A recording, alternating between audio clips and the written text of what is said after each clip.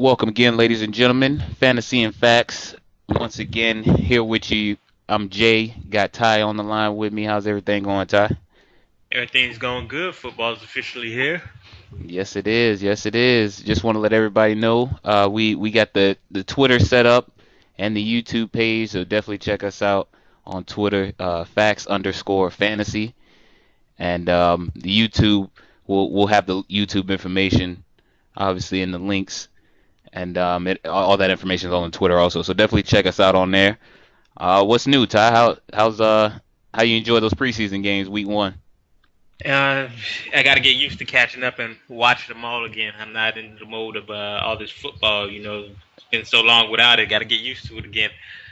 Um, but I did catch a lot of games, and I got a lot to talk about as we go on. Oh yeah, we definitely do. We got a lot of breaking news going on. Um, One of the biggest things right now in the NFL, everybody's talking about Ezekiel Elliott handed that 6 game suspension for conduct and domestic violence. It looks like he's on a short leash with the NFL. What do you think about that?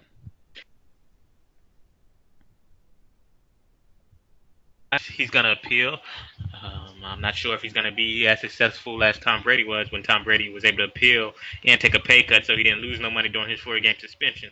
But being that Zeke has 6 games on a more serious charge, I think he's going to try to appeal, maybe get it reduced, but I think he's going to see suspension, and I think he's going to be smart and take the suspension. Now, during the season, what time during the season does he take the suspension is the thing that's going to be questionable, because if he appeals and plays these first 8 games, and then at the end of the year, decides to take a 4-game suspension after the appeal process is over, that might leave a lot of fantasy people without a running back. So we have to be careful of where we drafted Zeke right now. If I, Absolutely. I see a lot of people drafted him in mock drafts in the second round, which I can see, because if he does miss 6 games, you have a great running back coming back after 6 games that can lead you into the playoffs. Like how the Bell situation was last year. You had Bell in a couple of leagues, and you Yeah, he came in clutch for me for sure. And I think that suspension, and like I said, when he comes back for that seventh game, he's definitely going to hit the ground running. And I did see something else. They were talking about how he only plays one NFC East opponent during that 6 games ban. So definitely want to keep an eye out on that.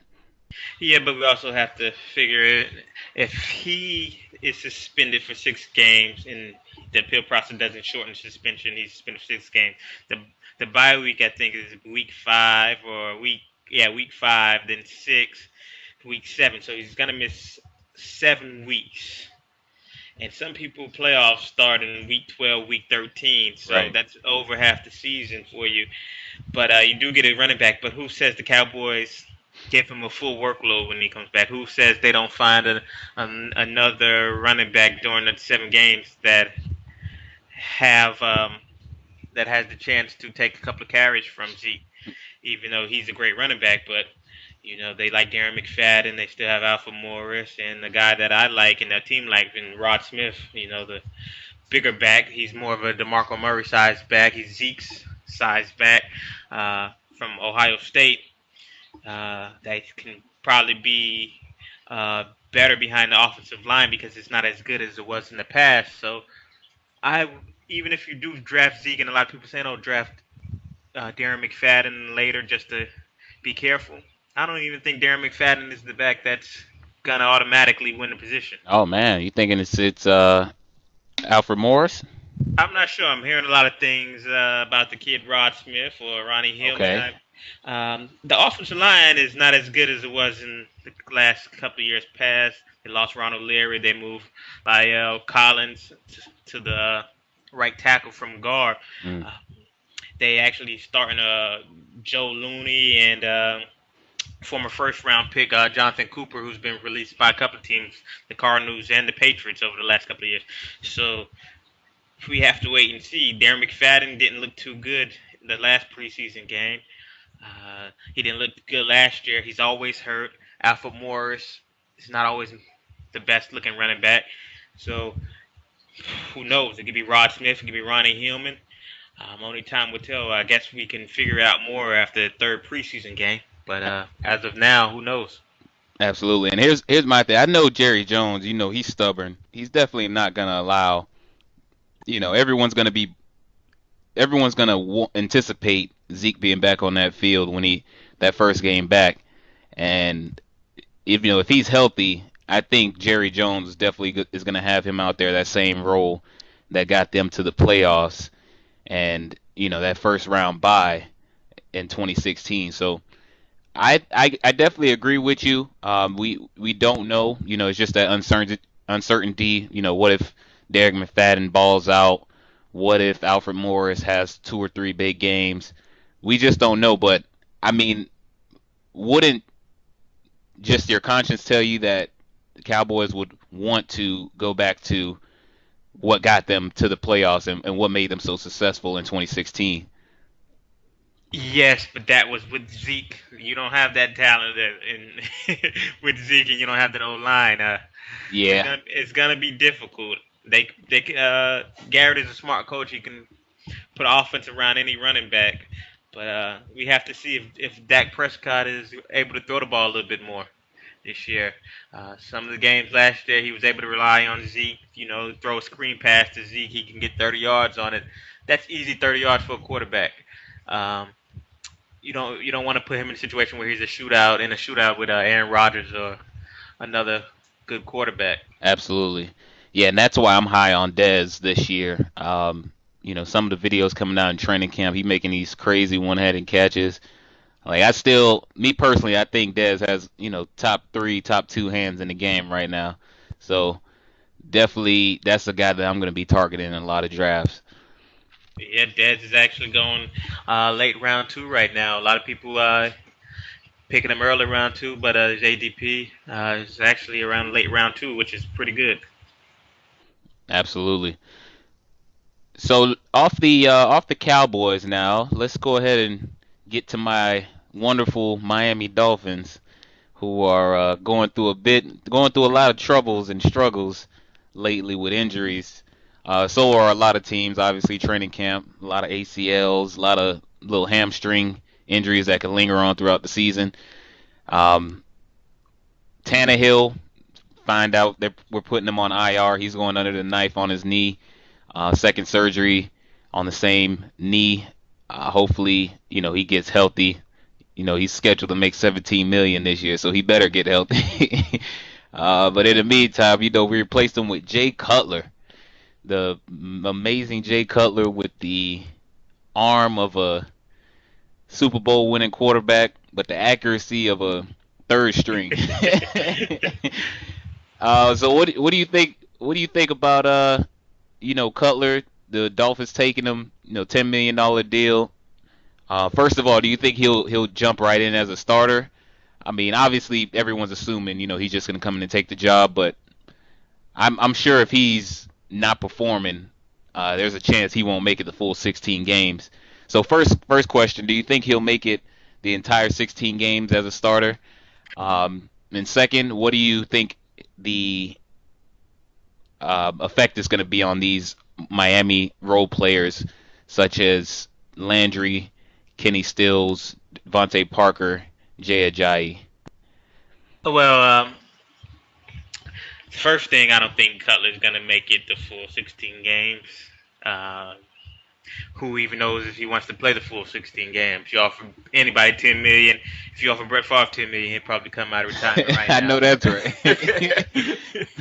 Give me 10 million, I'll go out there and So he might play the first two, get hurt, and hey, go back to smoking. What do you say, 6 packs of cigarettes a day? So Oh man. that's just Cutler for you. But as far as the difference between him, Tannehill, and Matt Moore, I don't see much. Actually, Jay Cutler, strongest arm on the team, the most experienced, um, and he is very mobile. So you can still call those little rollouts that the Dolphins like to do.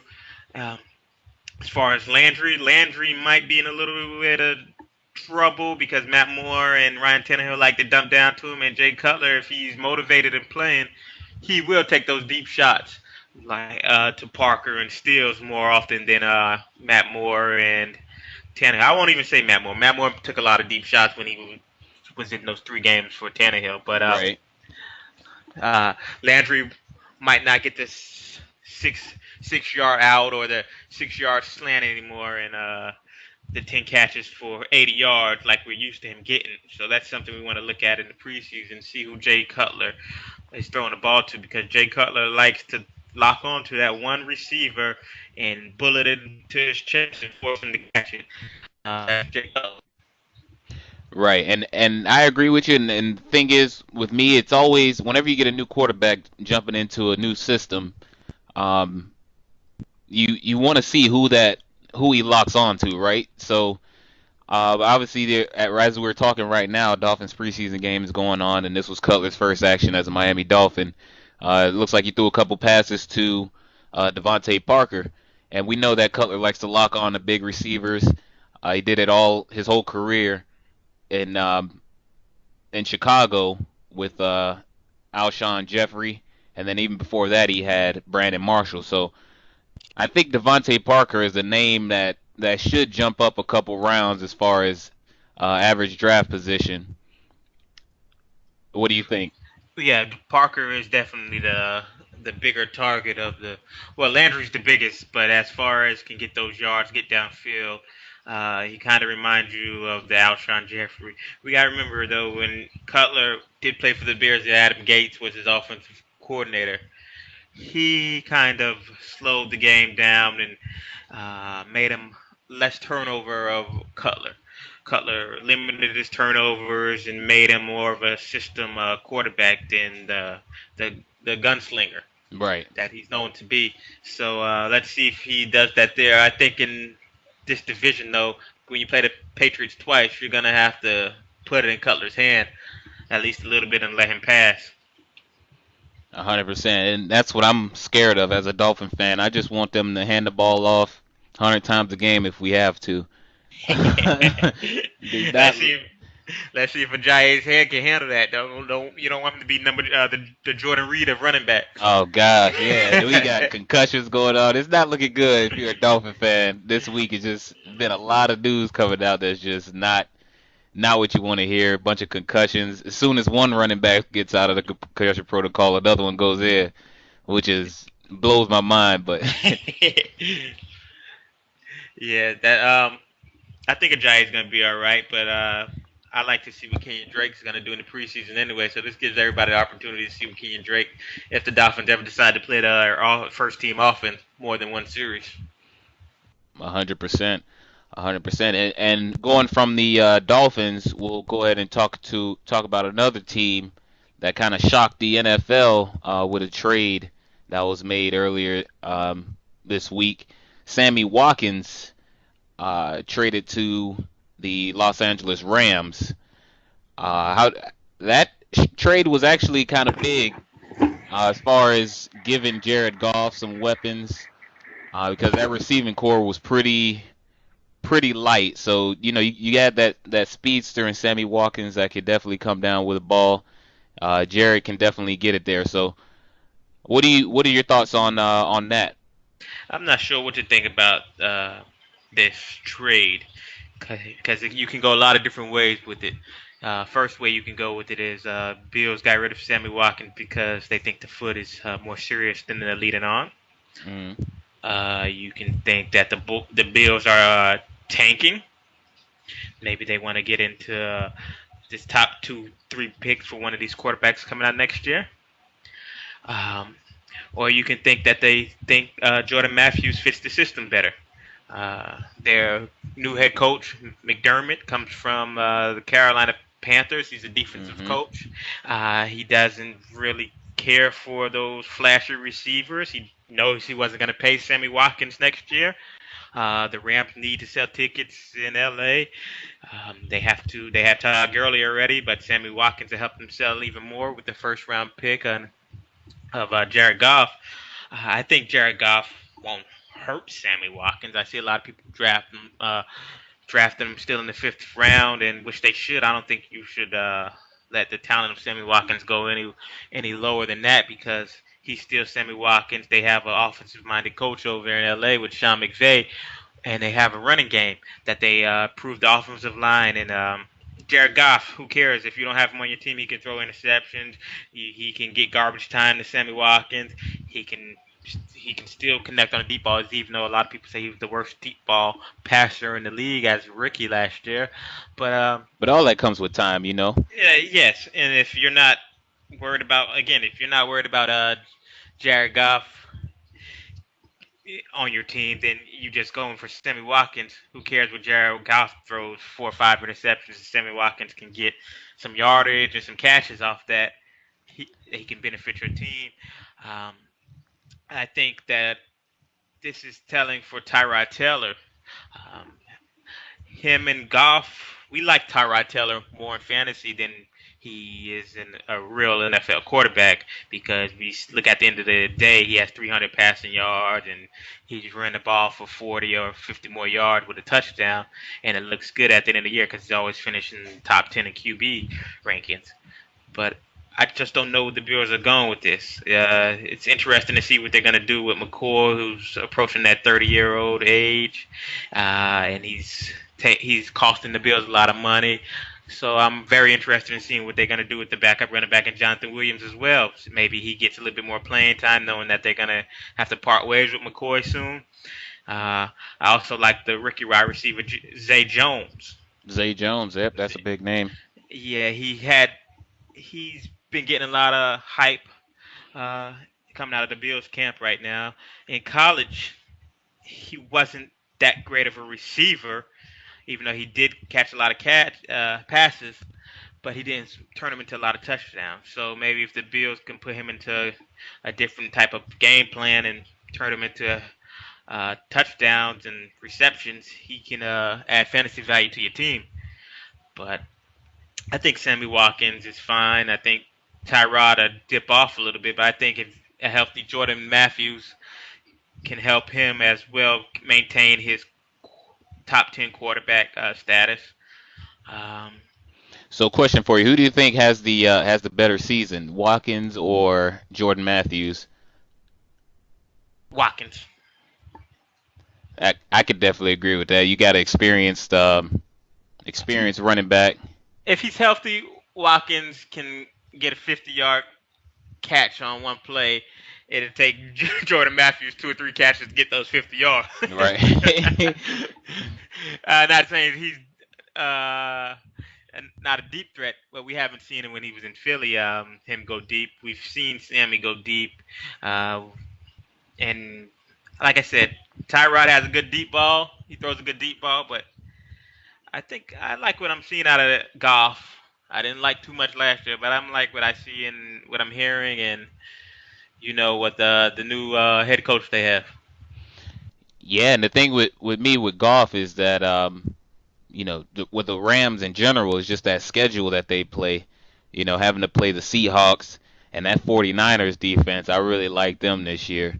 I think they're definitely going to be well improved from last year with at the addition of the first two draft picks that they had on defense and Reuben Foster. Um, Yeah, yeah. They're playing tough defenses, but we've seen Todd Gurley scoring all these defenses in the division. Even the Seahawks, the Cardinals, the year they lost in the NFC Championship game. He's those are the teams he was running on. So we know it's in Todd Gurley and Sean McVay. If he's the offensive-minded head coach, as everybody says he is, he should be able to find ways for the offense to move the ball. I mean, we've seen Jared Goff turn Kenny Britt into a top 24 receiver last year. Kenny Britt had his 1,000 yards. So yeah, if Kenny, part of that was because they were down 21 zip in the first quarter every game. exactly that brings up my point of who cares if Jared Goff sucks if you don't have Sammy Watkins and Sammy Watkins can get you that Kenny Britt type numbers. Take it. 100%, and we can't forget about their receiver that they drafted this year, Cooper Kupp. He's looking like that might be. I'm predicting based on what I'm hearing out of camp. I'm predicting that might be the leading receiver for him out of the slot, maybe. Cooper Cup broke a lot of records in college, receiving records. He played in a very widespread offense. So it's hard to tell if he can do that in the NFL. So far, we've been hearing good things, but as defenses tighten up and put more pressure on him, can he run those Edelman, Wes Welker type routes and have any fantasy value is yet to be seen. That's right. All right, and yeah, that's enough for the news right now. And definitely, you guys want to make sure you're paying attention to all three of these uh, people that we just talked about, and Ezekiel Elliott Cutler, Sammy Watkins, and Jordan Matthews. Something to follow over the next 3 weeks is training camp, and the preseason wraps up going into the regular season. A lot of big changes going on. And with that, we'll go into our actual topics for the day. We'll go over the week one preseason games. There was, every team played. We did have the Hall of Fame game the week before. Cowboys won that. Wasn't really too much action going on.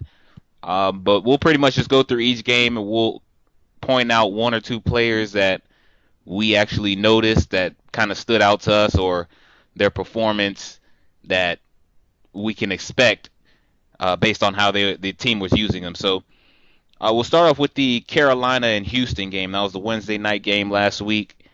Um, lot of we got to see Christian McCaffrey for the first time. How do you judge his performance there, Christian McCaffrey? He looked good. I know Cam didn't play, so we didn't get to see how Cam used him. Right. But McCaffrey looked good. I'm not sure how much they used him during the season, but he looked good. It was good to see Benjamin with his 30-yard TD reception. Yeah, that was a nice catch. Yeah, very nice catch. And then I also like seeing Deontay Foreman show off his talents that he can take a little playing time away from Lamar Miller. Absolutely, and I definitely like you said, Kelvin Benjamin. That catch to me was kind of one of the biggest things that stood out to me in that game, especially coming from their backup. Cam definitely has a lot of zip on that ball. So if he can kind of, there's talk he's slimmed down, and he's playing at a weight where he's still that big target, and he's a lot more mobile, a little bit quicker. That's definitely going to help him out.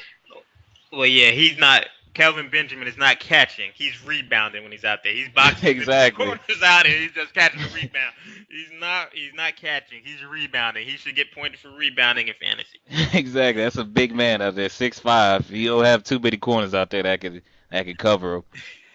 Uh, but yeah, I also liked Deshaun Watson.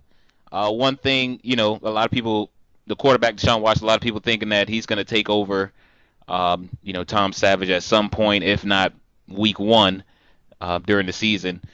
One thing I noticed with him is like every time he touched the ball, like he barely was looking downfield. It was almost like just checking out the pocket and Hmm. trying to find a way to get out. So obviously it's his first NFL action. I guess that's kind of expected. But as things slow down for him, and he could do a lot of damage with his feet. I was just watching him run around almost on every single play, gaining like 2-3 yards, and I know that could get so annoying for a defense and get them really tired. So which could open up some deep balls and a lot of rushing opportunities also. Yeah, he looked better than what I expected seeing out of him. I just hope he can stay healthy because, like you said, he runs around a lot, and I don't want to see him take the RG3 type hits that can end his career early. Right. Another thing I wanted to point out is Demir Bird. He had a big game, and he's the fastest receiver currently on the roster for the Panthers. And I know a lot of people are saying, "Oh, Cam might check down to the McCaffrey or stop running." No, Cam is gonna be Cam. Yeah. Cam is gonna do what got Cam here, and nobody's gonna stop Cam from being Cam. And Cam likes to throw deep, even if he has to wait 12 seconds for Benjamin to get off the line. He's gonna wait 12 seconds for Benjamin to get deep to throw Benjamin the ball. But he does have a speed receiver in Demir Bird. And if Demir Bird can just get the same amount of routes that Ted Ginn had last year, the deep routes, I think Demir Bird can give you some fantasy value because he is fast and he did show you that he could turn those catches into touchdowns last week. Absolutely, absolutely. And on to the next game, Minnesota and Buffalo.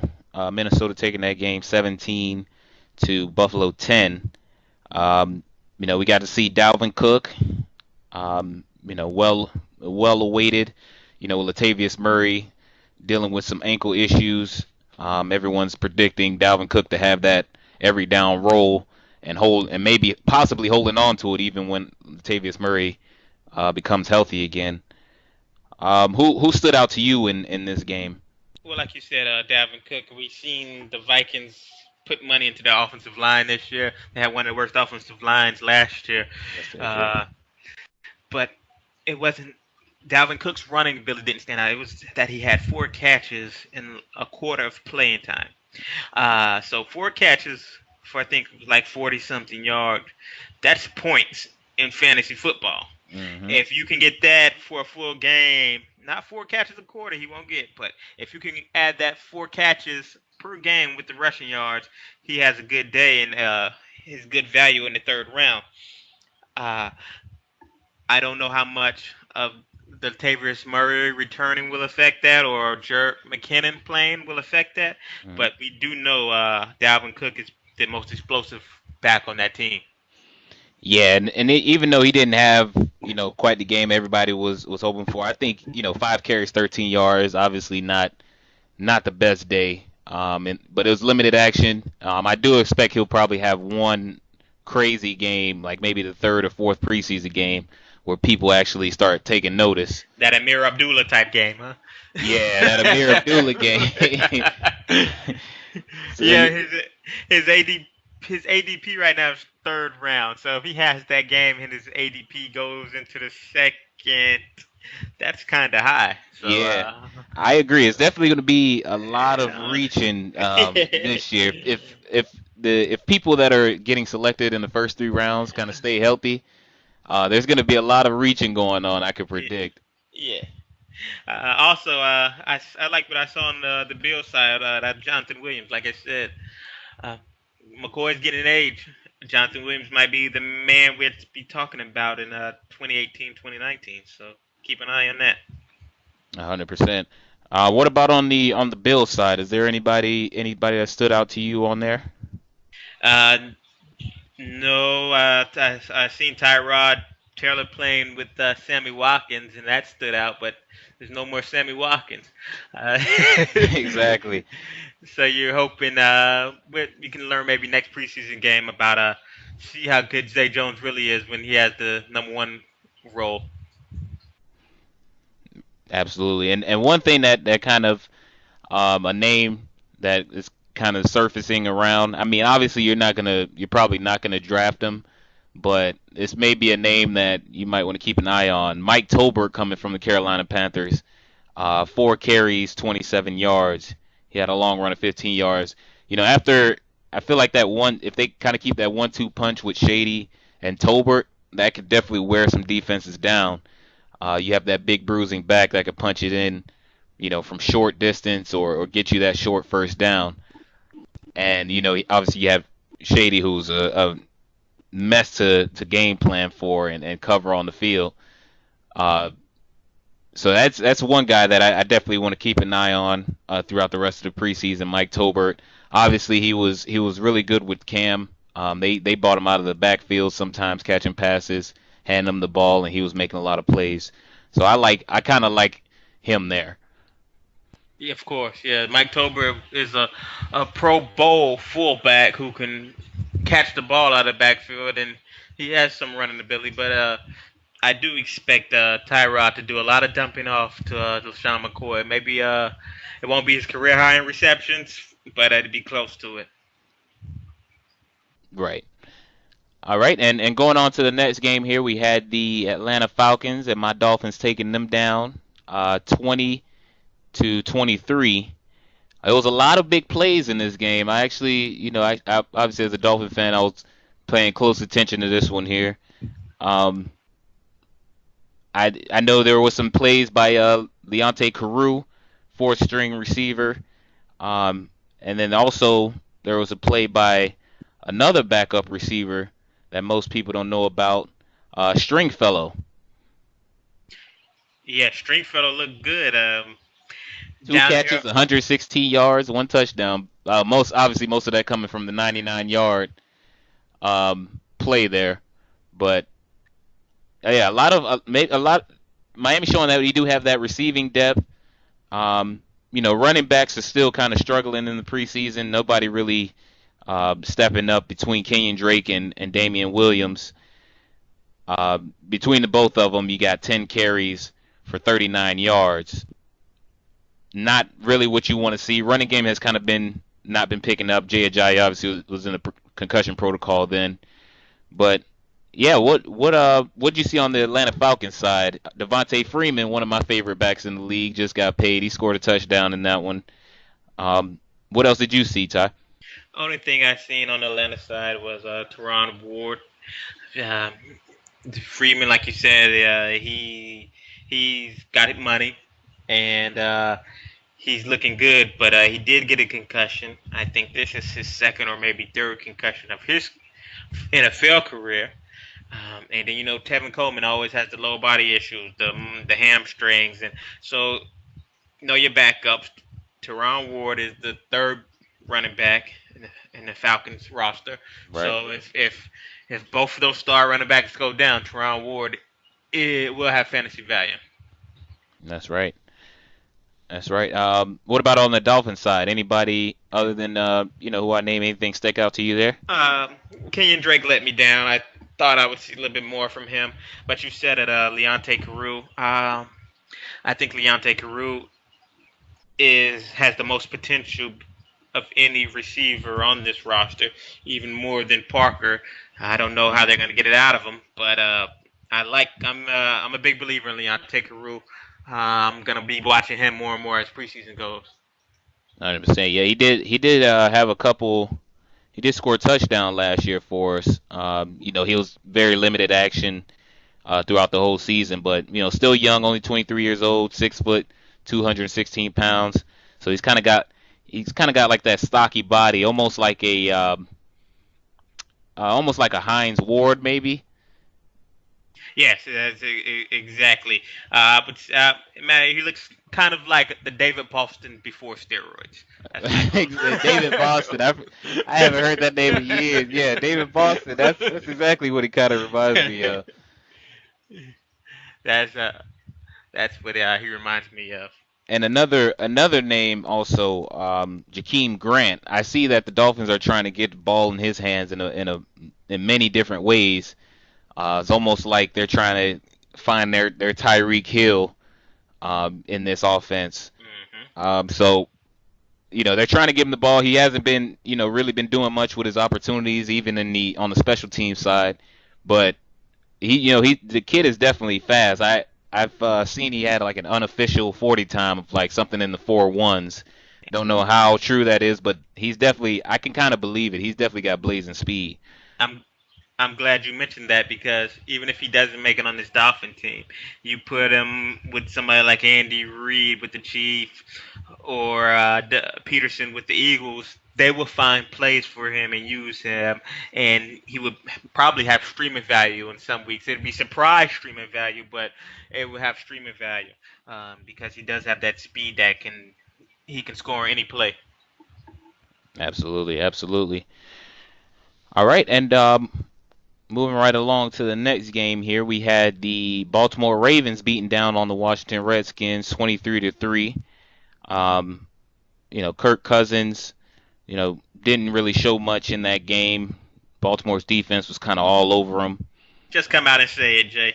We want to know who was the starting running back for the Redskins.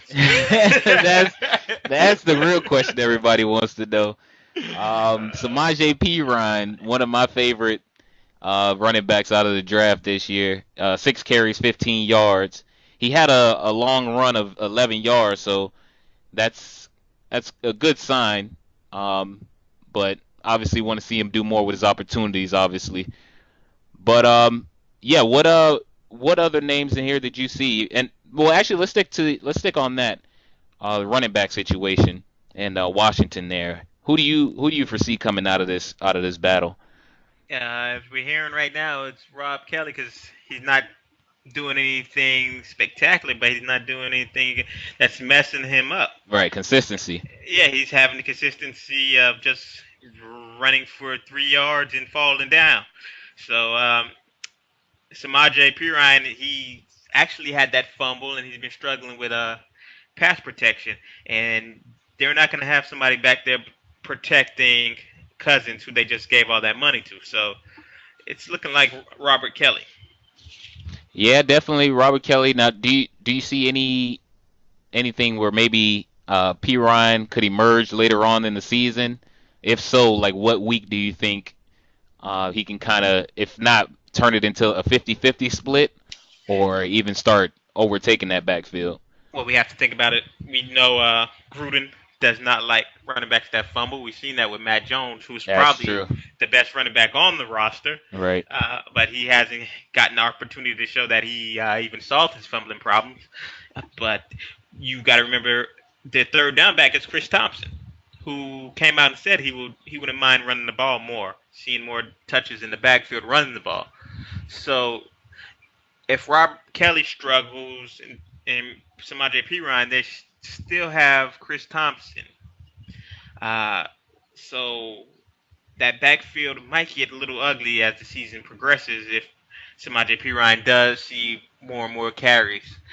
But if Robert Kelly is being consistent, you know, 20 carries a game, uh, 80, 90 yards, and he does have catching ability, even though we didn't see it last year. He can catch a little bit. Right. Uh, I think he holds Samaje Perine off a little bit. 100%. And going from the Washington backfield, what about the that mess in the Baltimore backfield? You Oh know, my guy, Buck Allen. Buck Uh, Allen.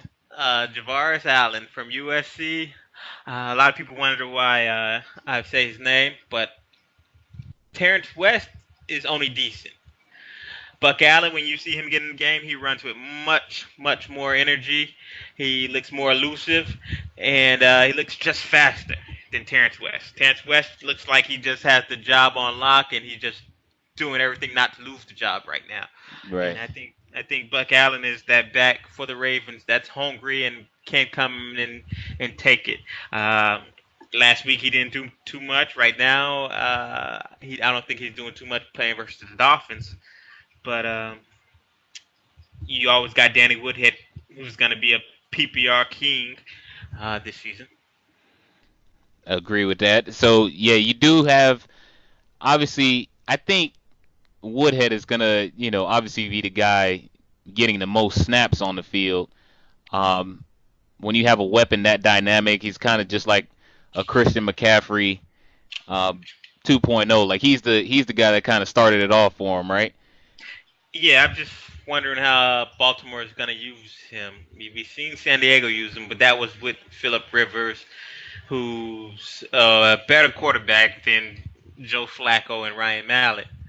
And we've seen Tom Brady use him in his earlier years. So let's just see how Baltimore. I'm drafting Danny Woodhead because I know he can get carries over Terrence West, and I know he's a better receiver than Terrence West. Right. But I'm not sure if he's going to do what we've seen him do in San Diego. Right. I wouldn't doubt him out though. I think, Harbaugh is smart enough because these receivers on this roster, you got a bunch of new receivers, some receivers that just can't stay healthy. If when you have a weapon like that, you kind of can give Joe Flacco a little help. Getting some separation from linebackers, things like that, can definitely pick up some yards after the catch. So Danny Woodhead is definitely a guy I'm also targeting. If he's there, in what round do you say? I'd say maybe like the sixth round, seventh round. Ooh, if you're talking seventh round, I think you're going to be late on Danny Woodhead. You think he's going? Yeah, he's going way before that. Woodhead right now. Let's see where Woodhead is in fantasy football calculator. Woodhead, Danny Woodhead. He's going. Yeah, he's going in the middle of sixth round.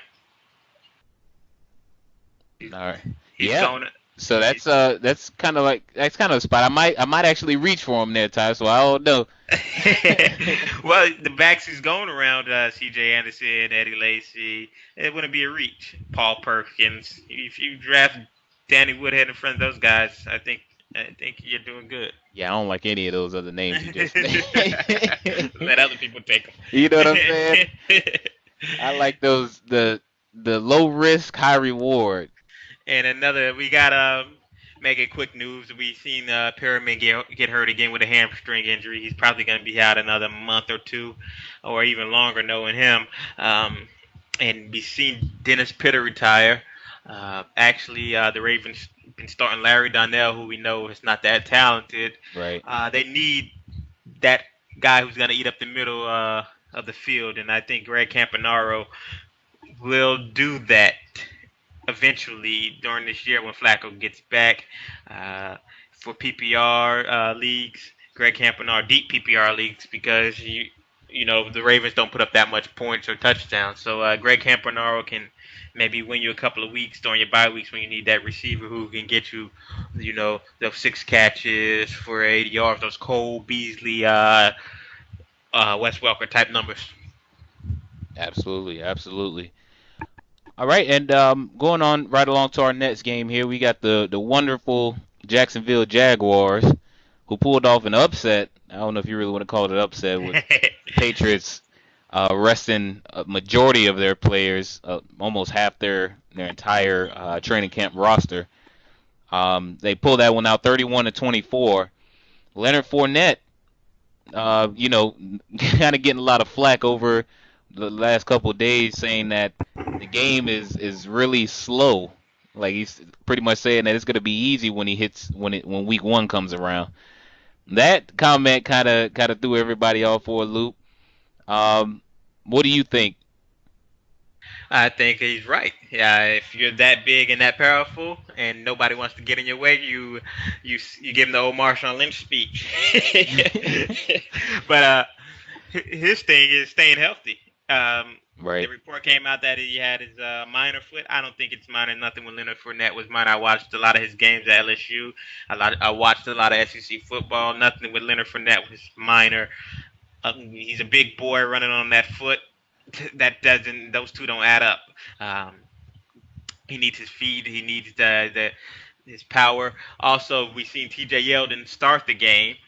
So who knows if Leonard Fournette is going to be the starter week one?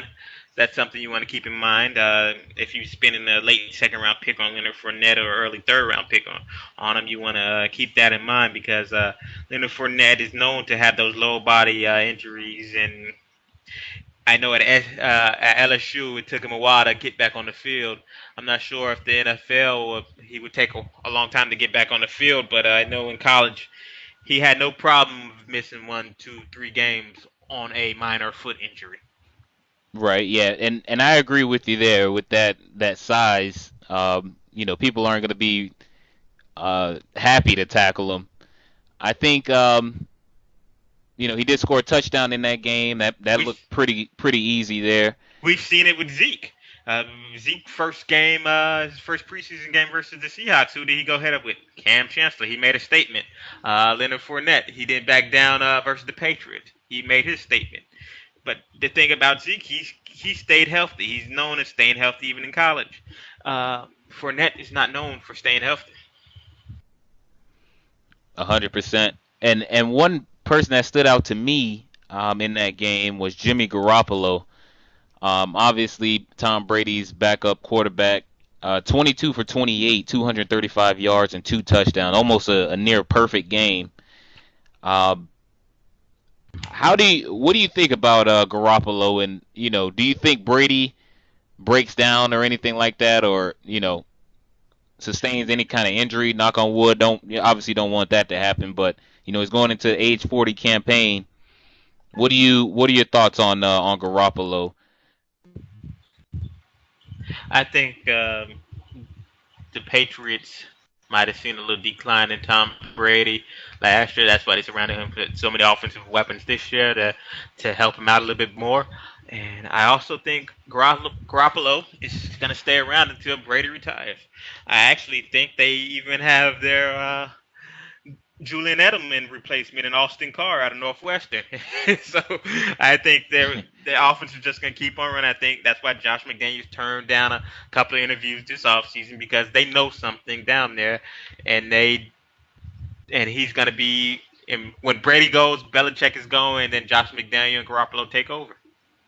Yeah, this that's a dynasty just that's just gonna keep on giving all season long, and not even all season, but just for years and years to come. They obviously got a backup for Brady that's suitable and they feel comfortable moving forward with.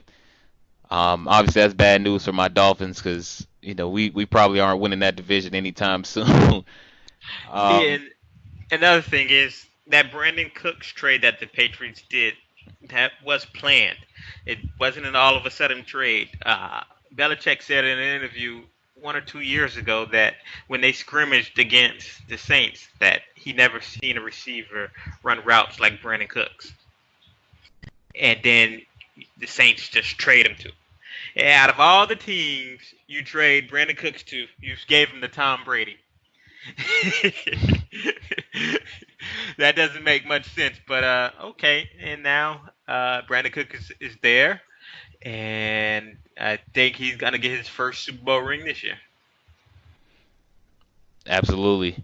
And Garoppolo is you know, like you said, he's really good at um he can take over games. I think he's has all the weapons there. Brandon Cooks, Gronk. As long as Belichick is there and they have that offense coordinator, they're definitely going to be a force to reckon with for years to come. Yeah, they improved their defense. They signed Stephon Gilmore and Malcolm Butler's still there. The future is very bright in New England. Absolutely. And going on to the next game here, you got the Denver Broncos beating the Chicago Bears 24-17. Mitch Trubisky, we got to see him in this game. A lot of hype surrounding him after this game.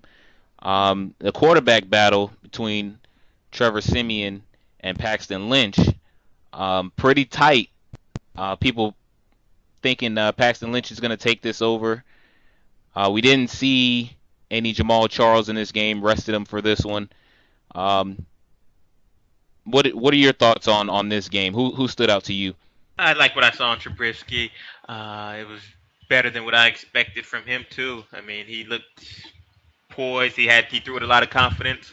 Even though they did a lot of rollouts, where in the rollouts, you split the field in half and make the reads easier. We'll see what he does this week in the oncoming weeks in the preseason. But he did look good. Also, like what I saw out of Tyreek Cohen. Um, we know Jordan Howard struggles with catching, at least his rookie year. We expect the Bears to be playing a lot of games from behind.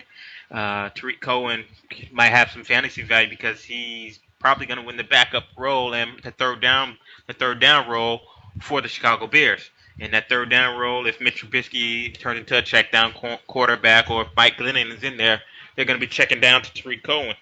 Um, on the Denver side, wasn't nothing much. We seen Denver defense dominate. They're going to be Right. picked. They're going to be drafted high, and at DST and fantasy. But you mentioned Jamal Charles, who I don't expect to make the team. Uh, Really? you can't make the team if you can't even play. That's true. Devontae Booker, C.J. Anderson. He's who knows with him. He's always hurt, and then when he's in there, he's blaming that he sucks on an injury. But there's a running back I just want to throw in people's ears later this year is D'Angelo Henderson, who's probably going to mature during his rookie year and beat Devontae Booker out for the backup spot since Devontae Booker is hurt and we didn't like what we saw out of him last year. But D'Angelo Henderson probably can have some fantasy value at the end of the year too. Right, right. And for the on that Denver side, um, as far as the receiving weapons, which quarterback do you think helps out Demaryius Thomas and Emmanuel Sanders the most? Well, actually, Demarius Thomas, we see him slowing down, even though he still had 1,000 yards and a lot of receptions last year. But Trevor Simeon knew who to hit. He knew who to hit. Emmanuel Sanders. He knew to hit Demarius Thomas. It was a lot of 5 yard out, 6 yards out, 7 yard slants, but he kept it consistent, hitting his two receivers, making them have fantasy value. I wish we had a gunslinger in there, somebody who can air it out to Demarius Thomas like Peyton Manning did it, but I don't think Paxton Lynch is ready for that yet. And right now we're stuck with Trevor Simeon, who, with him, you be just hoping that Demarius Thomas can get 8, 9 catches, 400 yards, 8, 9 catches, 80 yards, and a touchdown to have his fantasy value because we are picking him, second and third round too. Right, and back to Trubisky. I do like Victor Cruz with Trubisky. Obviously, Cruz caught a touchdown in that game. Most pretty much like the most experienced receiver on that roster. So I expect him to step up and kind of take charge and kind of lead that group. Obviously since you have a I lot of agree. I unproven guys and guys that are still trying to make a name for themselves. I agree. One more thing with on the Bears side, uh, if Trubisky does win the job, or even if Mike Glennon does win the job, um, keep an eye on your former tight end Deion Sims is over in Chicago. They paid him a lot of money, and I think he will have fantasy value, and he's actually not being drafted right now. So if you're looking for a tight end as a stream option, Deion Sims, because I think Trubisky will use the tight end a lot. A lot of young quarterbacks have tendency to throw to the tight end a lot, and Deion Sims is that tight end that can finish the year, in the top 12 as tight ends. Absolutely. And my thing with Sims, he was kind of like our blocking tight end when he was in Miami. I'm not sure how Chicago's planning to use him. Um, I hope that they don't try to treat him like he's a Jimmy Graham or anything like that. Well, But well, they paid him like they're going to use them as both. right, So I hope they use him as well as they paid him. absolutely. And I think he can he'll return some fantasy value, but you definitely got a lot of better tight ends that are out there. Even um, I would go as far as to say I'll probably take OJ Howard before taking Sims. He just hasn't shown me anything as a Dolphin fan speaking. And then you have that quarterback situation there. So, but every quarterback does like a safety blanket, so you never know. All right, and going on to the next game here, we got New Orleans and Cleveland. Cleveland pulling out the win, 20-14. Alvin Kamara, he had a couple good runs in this game. Who stood out to you in this one? I was watching that game to see what Alvin Kamara was gonna do. Um, I'm not sure how much he would play behind Mark Ingram, Adrian Peterson, but I did like what I saw, and they put him in there. They started the game with him, and they gave him the ball. They didn't shy away from giving him the ball, so that was good and positive to see. I don't know why Sean Payton hates Mark Ingram. I don't know why he has all these running backs back there. Yeah, he hates Ingram. But one guy that stood out to me had a big game. It's Tommy Lee Lewis. He won't have no fantasy value right now, but let's have it's fantasy. Let's have fantasy talk. Tommy Lee Lewis is speed. He might even be Yep. faster than Ted Ginn. Ted Ginn is on the Saints team. Ted Ginn dropped the pass, even though they said Ted Ginn is having a good camp. Uh, Tommy Lee Lewis is showing that he can do what Ted Ginn was signed to do. Mm. So if Ted Ginn continues to drop passes, if Ted Ginn ever gets hurt, or even if Willie Snead gets hurt, Tommy Lee Lewis is somebody who can come and do reverses, you know, go deep when Drew Brees has the time to throw it deep, and he's a good streaming option. But just keep an eye on him for right now and monitor it because Michael Thomas is the main receiver to have from the Saints. Right. And another, you said Michael Thomas. Obviously, that's a big name. What do you think of Willie Snead's value this year? A lot of people, there's kind of like a gray area. They don't know, with Brandon Cooks departing to New England, they're not sure exactly how he's gonna, if he's gonna have kind of the same production, if it's gonna increase, decrease. What do you think? I think Willie Snead is gonna be absolutely great for the Saints. I think the Saints throw the ball a lot. I think their defense is still gonna suck. So they're gonna be giving up a lot of points in the dome, and they're gonna need to score a lot of points. Exactly. And unless Drew Brees' arm goes out this year, which I doubt it will, every touchdown can't go to Michael Thomas. Michael Thomas is going to be playing against number one corners. Even I think they play Seattle week one, so it's he's going to go against Richard Sherman or I think who they. I'm not sure they play Seattle or Minnesota week one, so he has a tough matchup right out of the as soon as the season starts. So we'll see. But Willie Snead, I think his targets increase, and I think he'll have 1,000 yard season. Yeah, the Saints they're at Minnesota week one, so yeah, Michael Thomas definitely gonna see a lot of Road. Xavier Rhodes there. So um, yeah, I think Snead he's definitely can be that sneaky guy that can return a lot of value for you there. And let's not forget Deshaun Kaiser looked pretty good. Yeah, Deshaun Kaiser. Yeah, he definitely is with that quarterback battle down there. A lot of people are, thinking Brock Osweiler is just going to run away with it. And they're kind of giving him that opportunity to just run away with the job. But um, Kaiser did put up a hell of a performance, 11 of 18, 184 yards and a touchdown. That can't be ignored.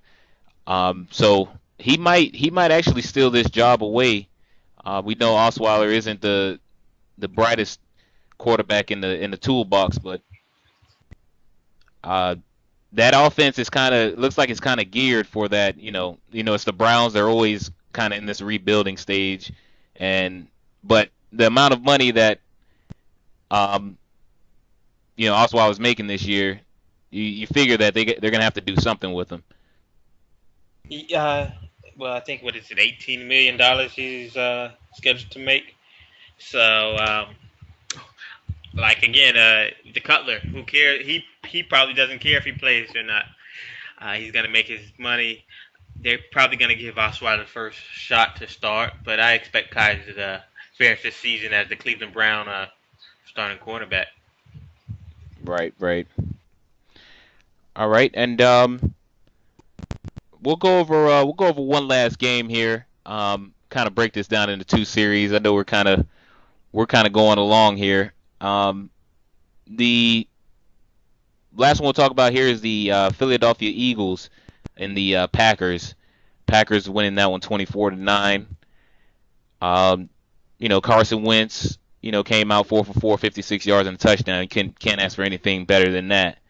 Going back to the bench, LeGarrette Blunt. That's one guy I'm kind of keeping an eye on because obviously the Eagles has a pretty decent offensive line. And LeGarrette Blunt, obviously Super Bowl coming off Super Bowl win, one of the best running backs that New England had on their squad as far as touchdowns and getting the ball in the end zone. What what did you see out of this game? I've seen on the Eagles side. I've seen maybe the reason why they were decided. One of the reasons they decided to part ways with Jordan Matthews was Mac Hollins, big kid out of UCLA, 6'4", 215. He caught 4 catches, 52 yards, and a touchdown. I think with the injury history of Alshon Jeffrey and Torrey Smith, who might not even make the team, uh, Matt Collins might have fantasy value early because he can play in the slot, he can play on the outside, and he is a big target that Carson Wentz can feel comfortable throwing the ball to. we know Nelson Aguilar is getting all the hype right now, but that's because he was a high draft pick and he has a lot of speed, but he can't catch. On Green Bay's side, I wish the best for Ty Montgomery, but it seems like his position is going to be taken in the next couple of weeks. Yeah, absolutely. I mean, we kind of saw that coming, right? Like he's kind of just like a little gadget player. Like I I heard an interview from him on MMQB with Peter King, and he was talking about the switch from how everything happened from him switching from wide receiver to running back.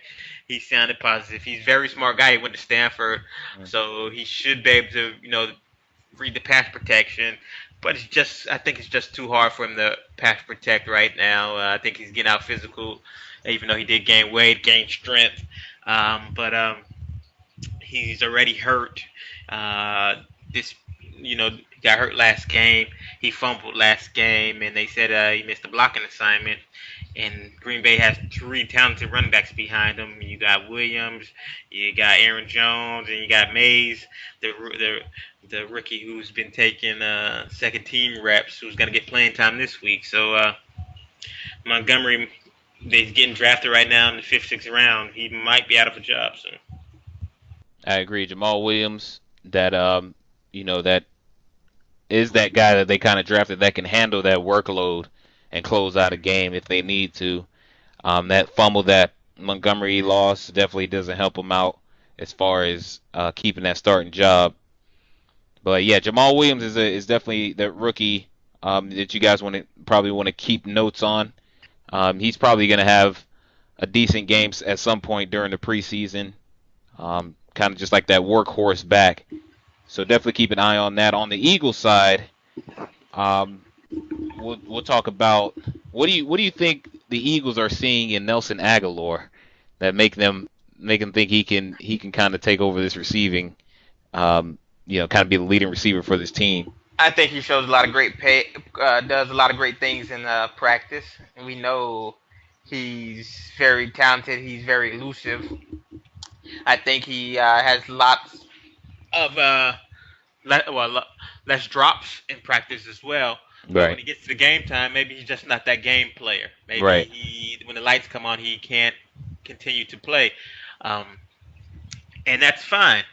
And the Eagles are probably scared to release him, thinking he goes to a team like New England, New Orleans, Green Bay, and becomes a superstar. Right. Because he does have that talent. But if if the Eagles can't get it out of him, they're going to have to part ways with him. Absolutely. Yeah. Uh, And, Go ahead. no, go ahead.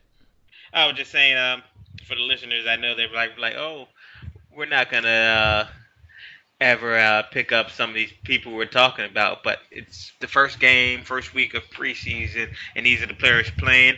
We Right. can't we can't talk about Joe Flacco because he didn't play. We can't talk about Ryan Tannehill because he didn't play. So we're talking about the players that we seen play: the Alvin Kamara's, the Mac Hollins, the Trubisky's, the Cohens. We even Jordan Howard played, but he only had 3 carries for 4 yards. We can't give you any opinions on that right now until week 3, when we hope that the starters will play at least 3 quarters, 2 or 3 quarters. The Patriots sat their what they say, like 80% of their starters. Yeah. And Well, I'm still had a surprised. close game. I'm surprised they even played Garoppolo. And Yeah. what if he tore ACL? Then his trade value would have went down. So Yeah.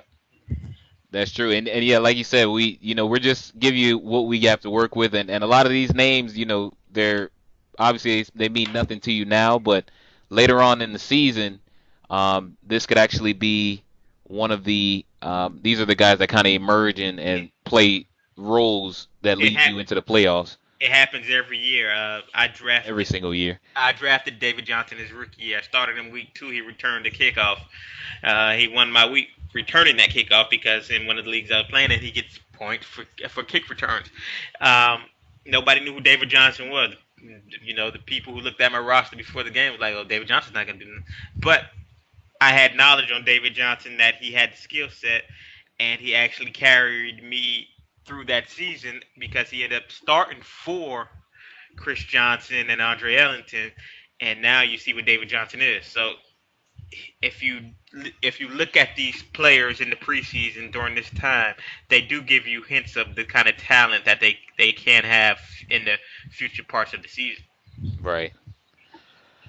Absolutely. I definitely agree with you there. So yeah, we just went through the first 8 games of week 1. Don't want to take up too much of you guys' time. We'll split this into 2 different series. So you want to catch the other 8 games? It'll be a part 2 of this podcast. So definitely check that out. Um, but yeah, thank you guys for listening again. Hopefully, we're drafting time is right about now. ESPN had their fantasy marathon, kind of going through a lot of the names that you guys should keep an eye on and rank, and they have their rankings out. Um, so don't one of my things is don't follow the rankings that everybody else is giving you. If you pay enough attention to it, do your own analysis, which is what I did last season that kind of won me a championship. I kind of created my own uh, power rankings from scratch. Well, not from scratch. I kind of just used a base template where is that and kind of moved some people around them based on where I thought they were supposed to be ranked talent wise and in their positions. So always, you have us, you have a bunch of different resources online. Don't hesitate to use them. Um, anything else you want to add in there, Ty? No, I think we covered. I'll continue to listen to the show. Like Jay said, next week we'll talk about. Well, not next week. In a couple days, we'll talk about the other 8 games. I'm sure you guys want to hear about Kenny Galladay, Oh Taywan yeah, Taylor, Kenny Mixon. We got to talk about the Giants running back situation because Paul Perkins didn't look good. And a lot of Andrew Luck is still not playing. We got to how that will affect T.Y. Hill and Dante Moncrief. So if you guys continue to listen, we'll continue to help you win your league this year. absolutely. And don't be afraid to ask us any questions. We're here to help. Got a wealth of knowledge, so we're definitely here to help you out. Thanks again, you guys, for listening. Um, we'll catch you guys next week. Definitely check out part 2 of this, and we'll catch you guys again. Thanks a lot, and thanks for checking out Fantasy and Facts.